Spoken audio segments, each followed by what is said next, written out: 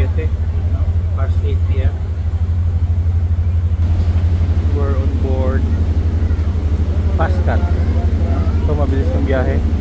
So goodbye Visayas, welcome to Mindanao. So malayo, makita mo yun, that's Dumaguete City.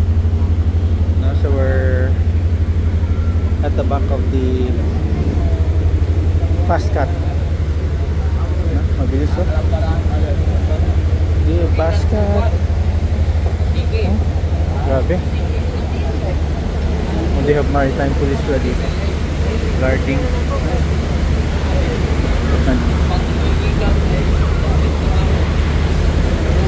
So we'll be traveling for more around 4 hours, no? We'll be reaching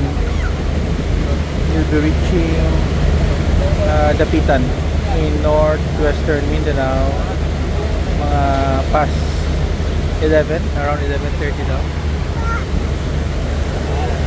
So yung Pascat supposedly kanina alas 2, no? Hindi namin na it's all full, already fully loaded when we arrive mga 1:30. So hindi kami nakasakay.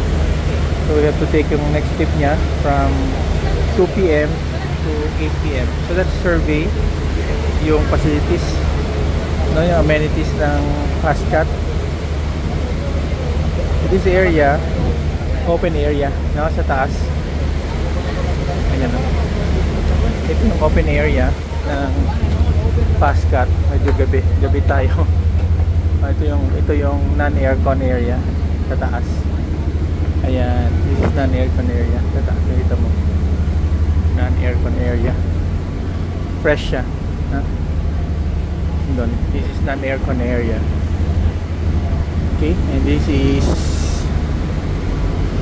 baba tayo sa yung vehicles, kung saan nakalagay yung mga vehicles natin.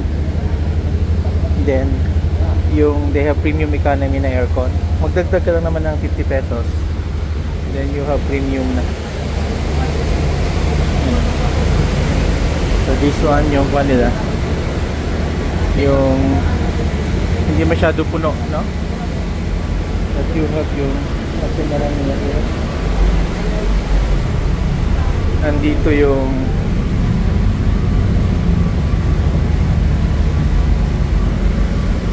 yan, babaw yung mga sasakyan here. Lakas ng biyahe. So nandun yung sasakyan natin, no? The other private vehicles, they're hindi masyado puno, no?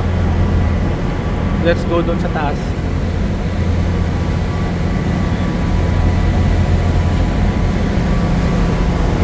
You see yung power ng ano, makina. Lakas, no? Bilis. So yung Pascat is faster by I think mga 2 hours, no? Almost 2 hours. Kasi yung Montenegro will arrive 11 a.m. 1 a.m. daw. Whereas yung Pascat mga 11. Sabay din silang umalis, more or less. So ito yung amenities, yung premium economy na aircon. This one, ayan, medyo tahimik. There's also a canteen here you can buy.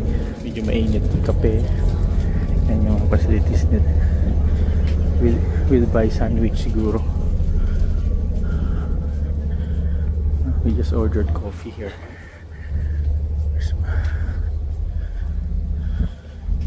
Hello, what do you want? Wala, hindi makita.